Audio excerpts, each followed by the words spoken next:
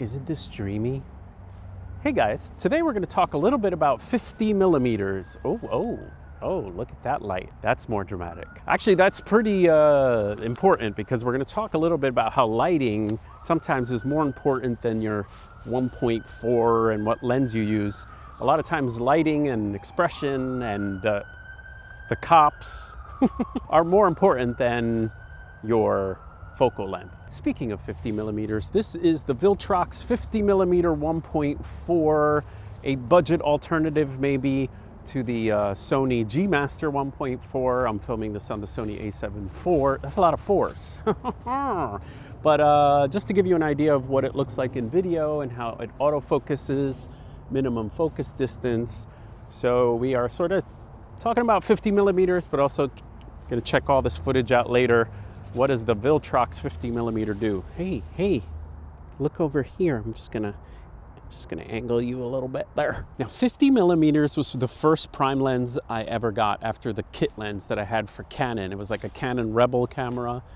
And I got the nifty 50, which back in the day in the early 2000s, a lot of us picked up because it was only like $100 or, you know, used $80 maybe.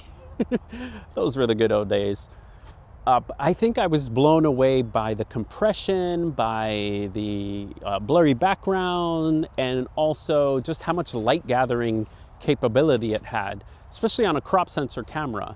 50 millimeter acts, the field of view acts more like an 85. And so for portraits of my son when he was growing up, that nifty 50 was like amazing. Okay, let's see how this lens does backlighting wise.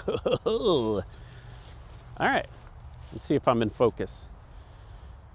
Now, fast forward to when I started my portrait business, I was told that 85 millimeters was the go-to, that 85 millimeters was the sweet spot for portraits. And I always like to think about what everyone else is doing and try to do something a little different. So I had decided I'm gonna shoot my teen portraits using 50 millimeters. Okay, quarter shot lighting. All right, that looks terrible. I'm just gonna jump around all over the place testing this lens, guys. The lens that I decided to shoot most of my teen portraits with was the Sigma 50 millimeter 1.4 art lens. And I remember being blown away. I thought the nifty 50 was great. The Sigma 50 millimeter 1.4 was just, I kind of made it define my work. Minimum focus distance is about here. What I didn't do, I just shot pictures. I didn't know what the lens was doing. I didn't know about separation, compression, meaning what does the lens do, or what's the sweet spot of the 50 millimeter? I just would shoot, you know, headshot and 3/4 and full body. I was just running around, everything at 1.4, by the way. Now the 50 millimeter sometimes gets a bad rap for being boring. But when I chose the 50 millimeter, I made a conscious decision that I would use posing and wardrobe and lighting and expression for my clients and high motion and energy to sort of define my style more than the focal length.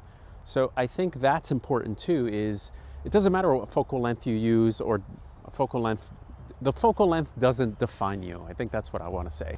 All right, so let's talk about the sweet spot of the 50 millimeter lens. It kind of depends what you're going for, but I realized that you could take a very close up headshot with a 50 millimeter and the lens will distort the face a little bit.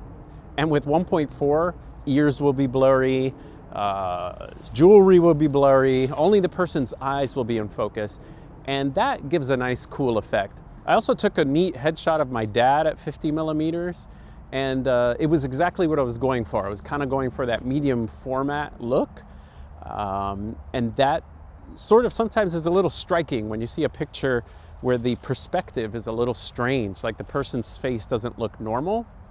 And a lot of that has to do with how far you are from the person. So if I get really close to a 50 millimeter like so, let's get to the minimum focus distance, my ears will be blurry, my face will kind of be distorted a little bit.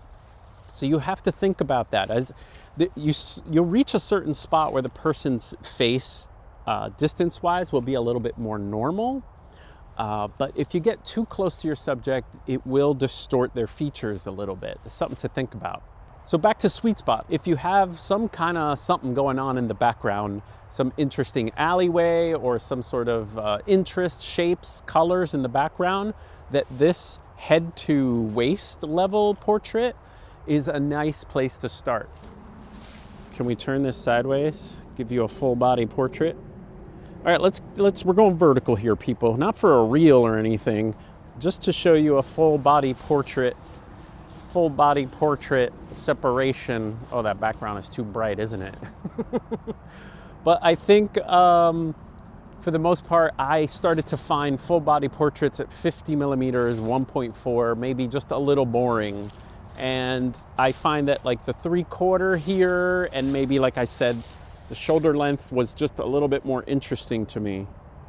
Okay, you're back. Now, hypothetically, let's say you had a 50 millimeter lens on your camera and you had a 70-200 and an 85 and a 135 in your bag just in case, but then you forget your bag. I think you can still rock the shoot because, believe it or not, lenses have a lot of the same characteristics if you have the same distance. For example, you can fake an 85 millimeter using a 50 millimeter just by taking this picture here and cropping it in.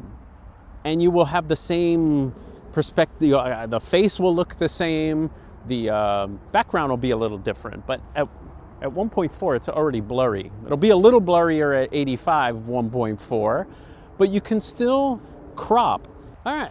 I think this Viltrox looks pretty nice. I would say the only weird thing about this Viltrox is that it has a clunking sound like the the 135 did, which is the elements in there move until you turn the camera on, which is a little strange. Then they stop moving. I think 50 millimeters is probably my most used focal length. And am I tired of it? I'm not tired, but we evolve and we change. So I've been grabbing the 28 millimeter 1.4. just for a little bit of interest. I've shoot a lot of my portraits at 105 1.4 for the compression. I kind of like that a lot. But if I had to choose between a 50 and an 85, I would go 50. Because like I said before, you can fake an 85, and also it's just a good all-arounder. You could shoot a cocktail hour, you could shoot portraits, you could shoot family gatherings with a 50. But with that said, Nikon's 40 millimeter f2 cheap plastic lens is so small, so light, and has such character that I have been bringing that on jobs, and that maybe is another video for another day. Minimum focus distance over.